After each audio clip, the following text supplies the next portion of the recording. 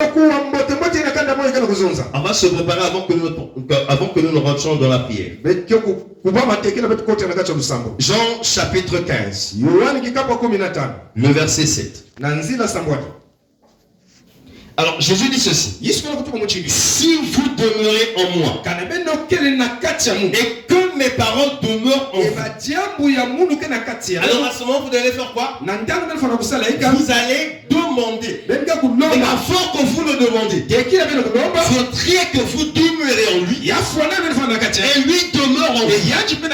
À ce moment-là, quand tu demandes, c'est la personne qui est en toi qui fait la demande. Qui est donc cette personne? En réalité, c'est pas moi qui fais la demande. C'est pas le frère, c'est moi qui fait la demande. Mais c'est Dieu qui est en moi qui fait la demande. Et Dieu, c'est la foi. Alléluia. C'est pourquoi nous avons lu Romains qui dit que le juste vivra par la foi. Or que toi qui dis juste, moi qui me dis juste, je donc par conséquent une foi. Et c'est cette foi qui me permet d'adresser ma demande à Dieu. Et pour que cette demande soit exaucée, il faut que je demeure dans ce Dieu et ce Dieu demeure en moi. C'est relatif. On ne peut pas les dissuader. Si tu n'as pas un, tu n'auras pas l'autre. Mais il faudrait que vous ayez les deux. Il faudrait que Dieu et que Dieu demeure en toi. Quand Dieu demeure en toi, en ce moment c'est la personne de la foi qui fait sa demande. Or la foi c'est Dieu. Et là vous avez la ferme assurance. La chose que vous demandez, cela vous serait accordé. Pourquoi? Parce que tu as rempli les conditions. Or les conditions qui doivent être remplies, c'est que tu dois demeurer en Dieu et Dieu doit demeurer en toi. Maintenant, comment Dieu doit demeurer en toi? Alléluia. Amen. Dieu doit demeurer en toi dans une manière. Mais avant qu'on y arrive, prenons avec moi Luc chapitre 8. Luc chapitre 8, le verset 36. Vous allez voir, il y avait une femme. D'ailleurs, nous allons la lire. Alléluia. Amen.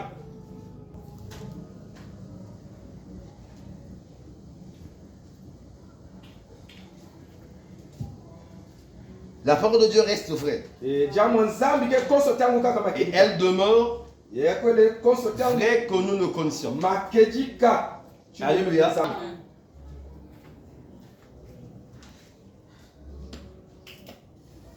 Est-ce que j'ai mal noté ça? Je vais y revenir très vite. Je pense que c'est Matthieu 25.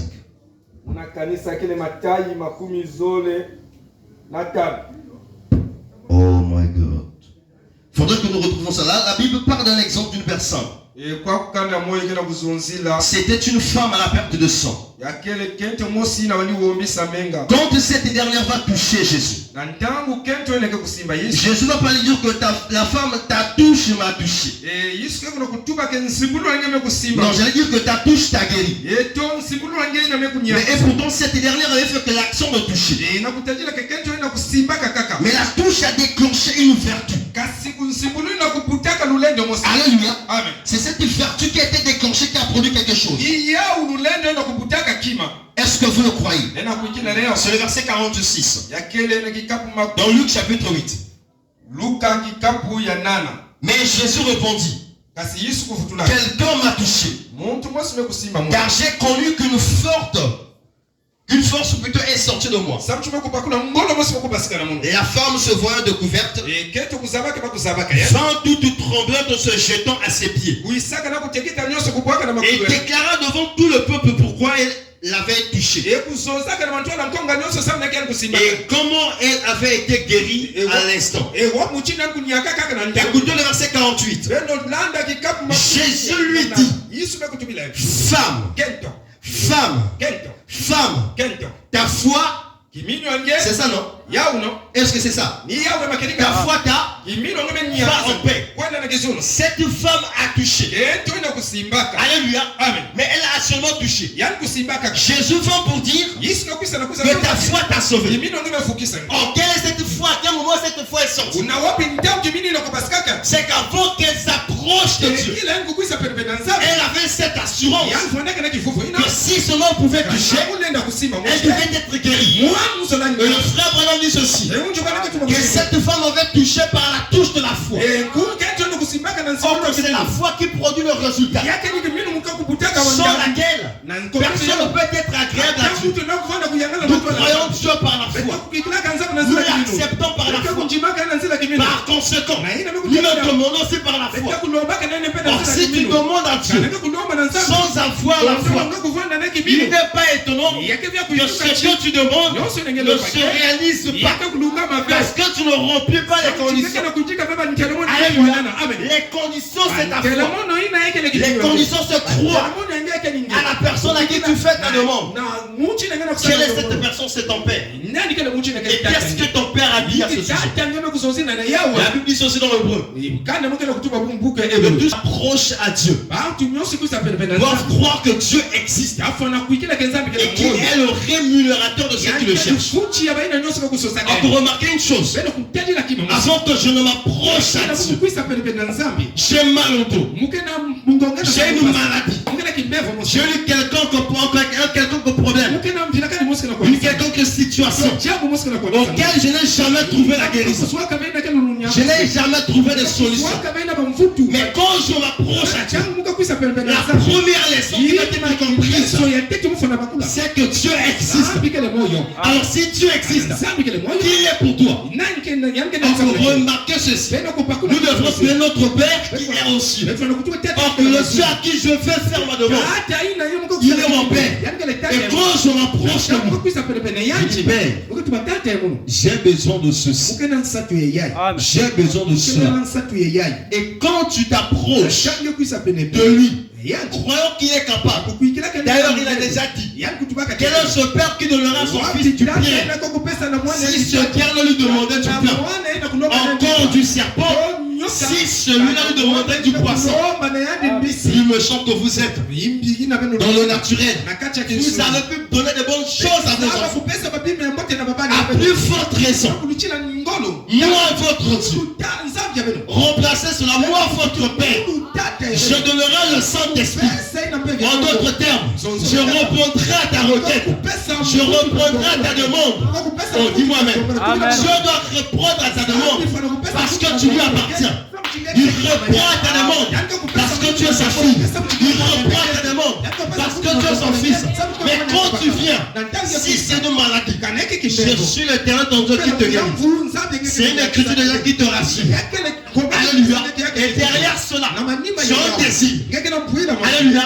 C'est que tu veux être guéri. Mais le Dieu qui accepte, c'est ton Père. Ça veut dire que quand tu avances devant ce Dieu, crois que tu es malade, mais tu es déjà conscient que tu es guéri. Oh, dis-moi même, je m'approche de Dieu. Et quand je m'approche de lui, étant donné que je sais, étant donné que tu sais que ce dernier est ton Père, quand tu t'approches de lui, tu as cette foi qui va te reprendre. Quand nous approchons de nos pères naturels, biologiques, nous avons la confiance que ce dernier va nous reprendre. Je vais maman, j'ai faim. Papa, je veux le déplacement pour le bout. Ton père va te le donner. Tu sais que tu ne peux pas tourner ailleurs. Alléluia. Amen. Tu ne peux pas tourner ailleurs. Si ce n'est de aller vers ton père.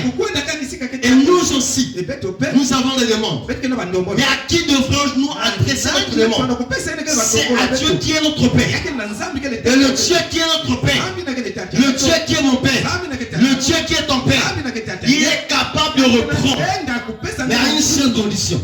Il faut remplir les critères. Alléluia. Amen. Il faut que tu remplisses les critères. La foi vient de ce qu'on qui est la personne de la foi. Et la personne de la foi, c'est un homme. La foi, c'est toi et moi. Alléluia. Amen. La foi, c'est Dieu. Regardez une chose. Lorsque Jésus est arrivé là-bas à Béthanie, il est allé vers la tombe de Lazare. Écoutez ce que Marthe va dire à Jésus. Je sais que si tu eusses été là, mon frère n'allait pas mourir. Alors Jésus lui dit que ton frère n'est pas mort, mais ce dernier dort. Ah, s'il dort, donc tu vas le réveiller. Quand il dit que ton frère est mort, mais il ressuscitera. Marthe va dire, non, il ressuscitera. Alors, Marthe va dire, Seigneur, je sais. Et remarquez, c'est la réalité de toute personne. Je sais qu'il ressuscitera au dernier jour. Or que Dieu lui parlait du présent. Alors quand Jésus va voir que cette dernière ramenait ce que tu étais capable de faire au présent futur, il va lui reprendre au présent. Je suis la résurrection et la vie. Alors Marthe, toi qui ramènes le futur, or que la foi possède, la foi quand il vient, il ne regarde pas le temps, parce que le temps n'est pas notre ami. La foi ne regarde pas les circonstances, et les circonstances sont dans le temps. Mais la foi a une vision de la longue portée, c'est qu'elle regarde de loin, et elle aperçoit les choses que le temps ne peut pas sans l'apercevoir. C'était la même chose qui s'est passé avec Abraham. Abraham a aperçu la chose que la science ne pouvait pas percevoir. Alléluia. Que même son état naturel disait autre chose. Mais puisque c'était la parole de Dieu, et Abraham avait foi en Dieu, cela produit le résultat. Alors Jésus va dire, Marthe, je suis la résurrection et la vie. Alors il va partir vers la tombe de Lazare. Lazare sort. Il y avait aussi un homme de la Bible, connu le nom de Gédéon. Jésus, le Dieu puissant, donc l'éternel, il va lui dire, toi Gédéon, tu es 20 héros. Alors Gédéon va dire, comment est-ce possible? Alléluia. Alléluia. Que moi, que tu appelles 20 héros, je n'ai même pas combattu aucune bataille. Je ne suis pas plus meilleur que mes pères. Comment m'appelles-tu 20 héros? Il dit non, je ne suis pas mieux dans tout ça. Alors écoutez ce que Dieu va lui dire. N'est-ce pas moi qui t'envoie? Alléluia. Alléluia. Alléluia. Il a fallu juste à Gédéon de croire ce que Dieu avait dit à son sujet. Alléluia.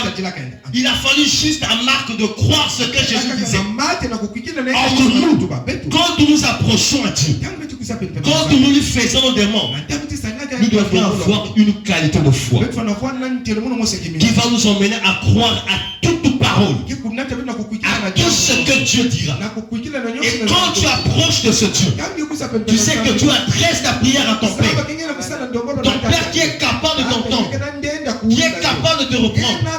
Déjà là, tu as de l'assurance. Oh, dis-moi même, tu as déjà l'assurance. Parce que celui à qui tu adresses ta demande, tu sais de quoi est-ce qu'il est capable. Et quand tu viens, tu dis Seigneur, je demeure en toi et tu demeures en moi. J'ai la foi que tu as dit à combien plus forte raison votre Père donnerait-il le Saint-Esprit à quiconque l'en demande. Je viens devant toi, j'ai besoin du Saint-Esprit. Frère, la prière n'a pas besoin de multiplication des paroles. La prière n'a pas besoin de la durée. La prière a besoin de ta foi vis-à-vis de la personne à qui tu t'adresses. Si tu sais que ton Dieu est vivant et il est capable de faire, oh, la Bible dit ceci, que notre Dieu n'est pas comme le Dieu de Baal et d'Astarté. Il ne peut t'entendre ni répondre. Mais vous, invoquez-moi et je vous répondrai. Tu invoques Dieu comment? Par la prière. Or que la prière, c'est une demande. Tu fais une invocation dans ta demande. C'est que Seigneur, je sais que tu es capable. Et ma situation, personne ne peut la changer en dehors de toi. Je m'approche devant toi avec la foi qui dit, je crois que tu existes. Et tu es le rémunérateur de ceux qui te cherchent. Moi, je te cherche. Insama te cherche. Le frère Etel te cherche. Remplace X par sa valeur. Tu le cherches. Et tu commences donc à exposer ta requête. Mais avant que tu n'arrives à lui laisser la parole, il faudrait que vous ayez la foi. On va lire le prophète, c'est qui dit au sujet de la foi. Prenez avec moi les expériences. Il n'y a pas de pochette. Les expériences.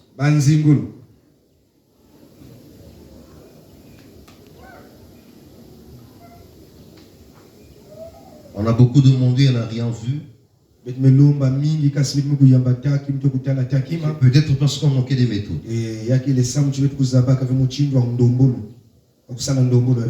Moi, à l'époque, je croyais que tu payais les paroles. Avant que je ne lise Matthieu. Qui disait qu'en priant, ne multipliez pas les vaines paroles comme les païens. Qui s'imagine à force de paroles, ils seront exaucés. Il dit ne leur ressemblez pas. Car l'Éternel votre Dieu sait de quoi vous avez besoin. Afin que vous ne lui en demandiez.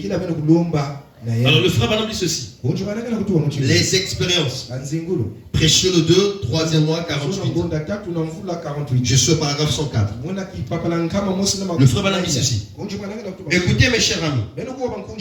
Ce n'est pas par ma prière que vous êtes guéris.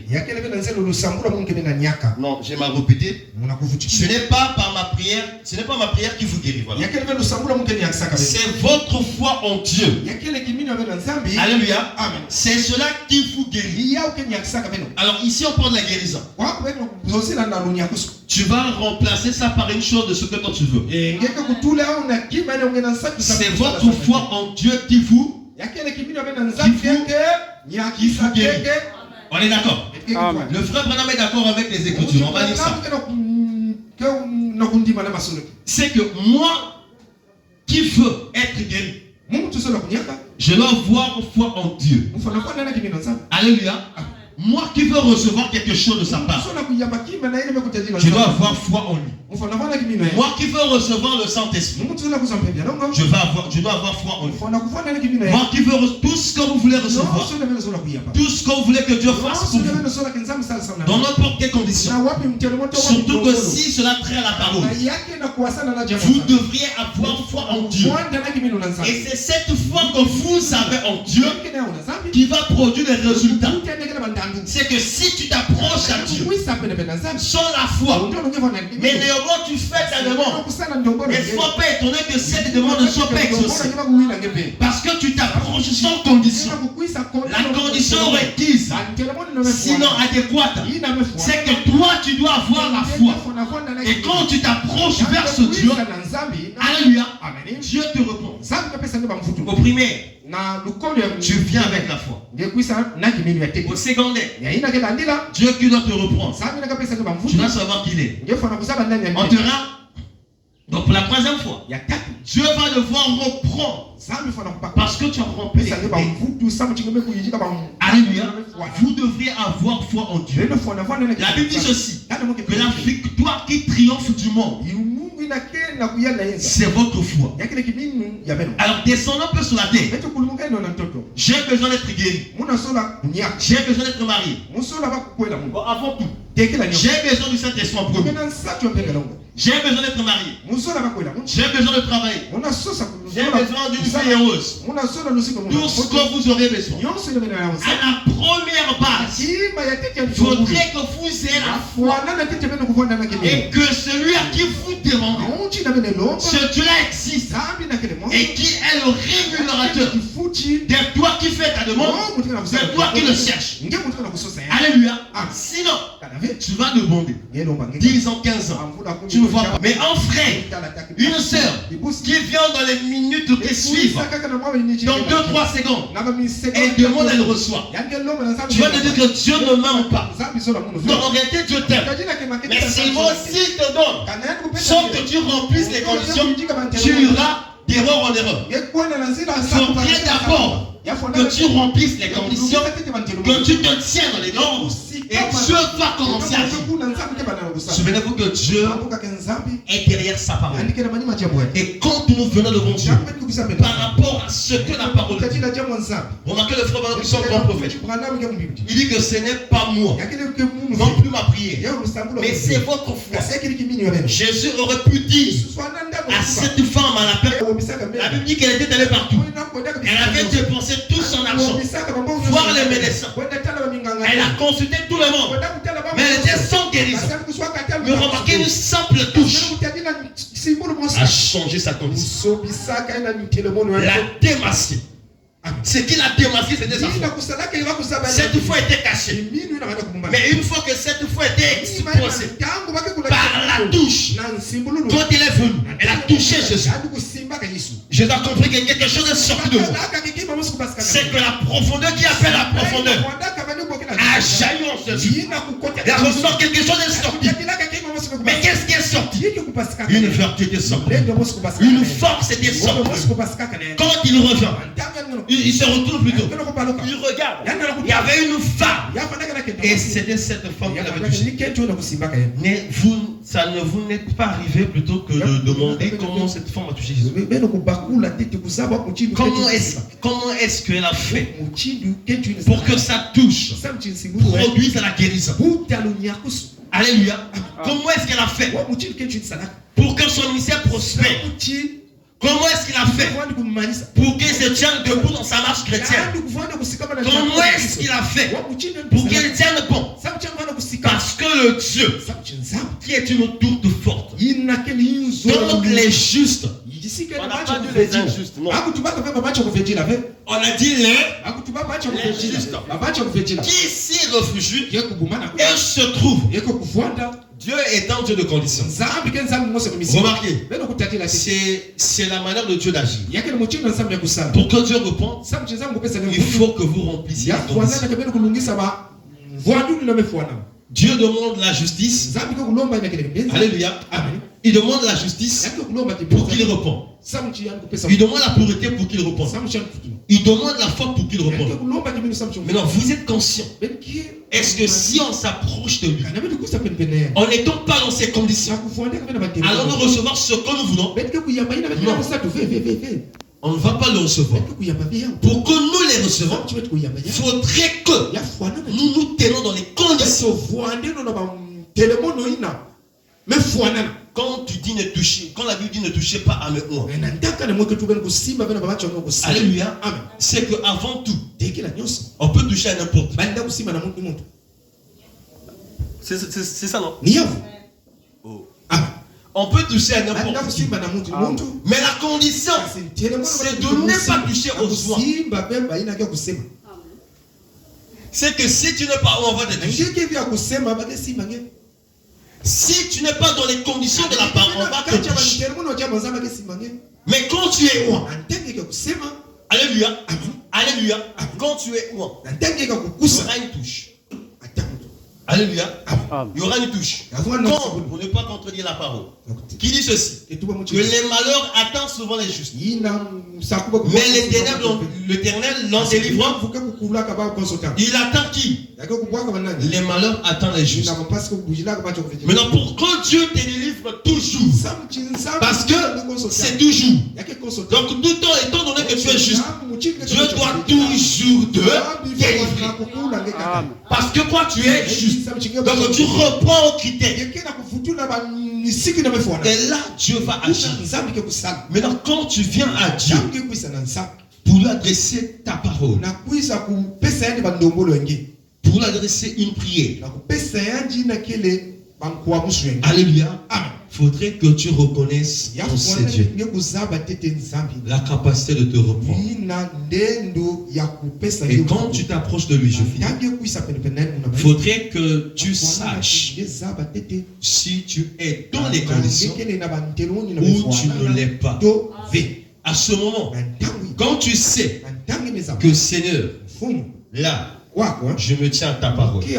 Là, je me tiens à ta parole. Là aussi, je me tiens à ta parole. Alors, je demande ceci. Je ne demande pas n'importe qui. Je demande à mon Père. Ça descend pas de moi. Alléluia. C'est ce qu'il a dit, non? Père. Donc, ça veut dire que lui nous a appartient. Ok? Alors, le Dieu qui t'appartient, ce Dieu, tu es un avec lui. Comment? Par la foi. Parce que la Bible dit dans Hébreux chapitre 2, verset 1, et celui qui sanctifie, et ceux qui sont sanctifiés, sont issus d'un seul. C'est pourquoi il n'a pas honte de les appeler frères. C'est Dieu qui nous a sanctifiés. Il nous a accordé sa foi pour que nous devenions un avec lui. C'est pourquoi il va dire dans Jean 10, 34, n'est-il pas écrit dans votre loi, je dis que vous êtes des dieux. Encore si nous sommes des dieux, ça veut dire que moi je peux ordonner et la chose va. Alors si votre foi est plus petite comme cette grain de sénévé, vous diriez à cette montagne, ôte-toi de là, déplace-toi à la mer. Si vous ne doutez pas, cela arrivera. Si vous avez, c'est une condition. Alors on revient pour finir dans Jean chapitre 15, le verset 7. Si vous demeurez en moi et que mes paroles demeurent en vous, demandez ce que vous voulez. C'est-à-dire que quand tu demeures en Dieu, c'est Dieu qui demande en toi. Dis-moi maintenant. Amen. Si vous demeurez en moi et mes paroles demeurent en vous. Oh, ça vient. Au commencement était la parole. J'ai fini les années. Au commencement était la parole. Et la parole était avec Dieu. Et la parole était. La parole était. Et cette parole s'est faite homme. Nous avons Jésus. Il est comme dans l'homme humain, Jésus. Ok, cette parole s'est faite. Il habitait par nous, plein de grâce et plein de bonté. Maintenant, cette parole ne s'est pas arrêtée en Jésus. L'apôtre Paul dit que nous prêchons la prédication de la foi. Or, la foi vient de ce qu'on a. Et ce qu'on entend vient de la parole de. Alors, ce que tu entends, c'est ta nature. Ce que tu entends, c'est ta profondeur. Or, la Bible dit que vous êtes des dieux. Ce que tu entends, c'est Dieu qui s'est fait parole et chair. Donc, tu entends tes origines. En ce moment, celui qui demande en toi, c'est le Saint-Esprit. C'est la foi. C'est Dieu. En ce moment, ta demande change. Et quand tu t'approches à Dieu pour demander tout ce que tu veux, ou tout ce que vous voudriez, faudrait que vous croyez que Dieu existe et qu'il est le rémunérateur de ceux qui le cherchent. Et il faille aussi que vous ayez la foi pour croire que Dieu est capable. Parce que si vous n'avez pas la foi, vous n'allez rien posséder. Vous n'allez rien avoir. Même votre guérison. D'ailleurs, il est écrit dans Jacques 5,15 que la prière fervente de juste a une grande efficacité. Pour que cette prière soit efficace, cette prière doit être accompagnée de la foi qui croit que le Seigneur Jésus-Christ.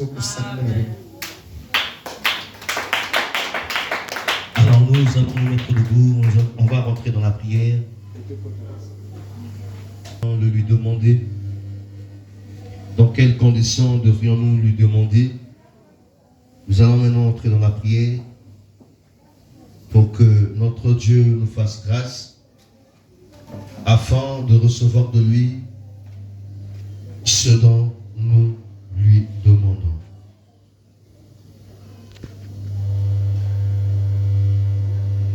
Ok, l'ami fidèle temps entre nous avons Nous avons en Jésus-Christ, toujours prêt à nous entendre. Oui, quand nous sommes. Oui, alors disons-lui tout notre crainte.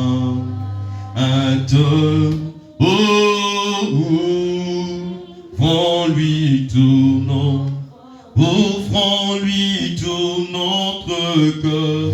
Bientôt ces paroles saintes nous rendra le vrai bonheur. Chantons, disons-lui,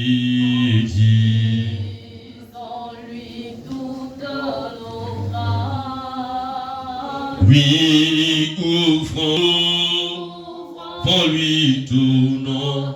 offrons-lui tout notre corps. Toutes ces paroles saintes nous rendra